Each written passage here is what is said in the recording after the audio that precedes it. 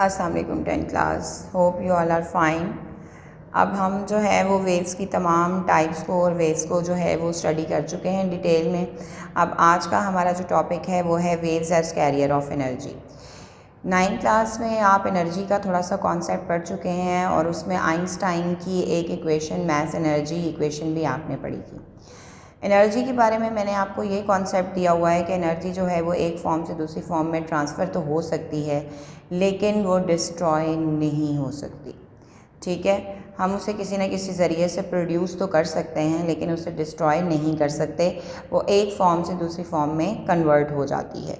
तो वेव्स जो होती हैं वो भी कैरियर ऑफ एनर्जी होती हैं।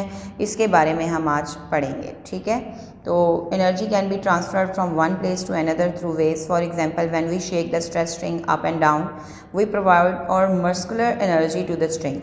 As a result, a set of waves can be seen traveling along the string.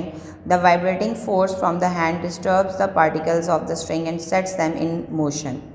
These particles then transfer their energy to the adjacent particle in the string. Energy is thus transferred from one place to the medium to the other in the form of wave. The amount of energy carried by the wave depends on the distance of the stress string from its rest position. That is, the energy in a wave depends on the amplitude of the wave. If we shake the string faster, we give more energy per second to produce wave of higher frequency.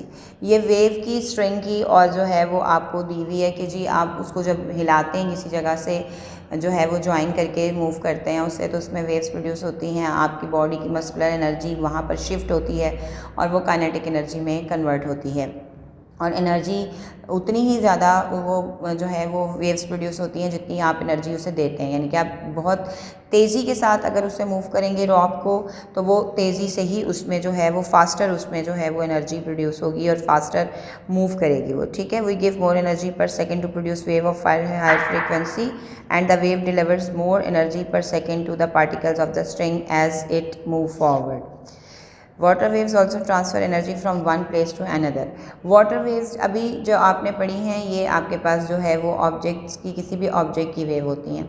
Water wave भी एक जगह से दूसरी जगह energy transfer करती हैं। Drop a stone into a pond of water, water waves will be produce on the surface of water and will travel outwards. Place a cork at some distance from the falling stone. When waves reach to the cork, it will move up and down along with the motion of the water particles by getting energy from the waves. इसका conclusion क्या निकला कि this activity shows that water waves like other waves transfer energy from one place to another without transferring matter. तो water जो है वो आपके पास जो है वो एनर्जी को ट्रांसफ़र कर देता है एक जगह से दूसरी जगह, और जो है वो मैटर को ट्रांसफ़र नहीं करता।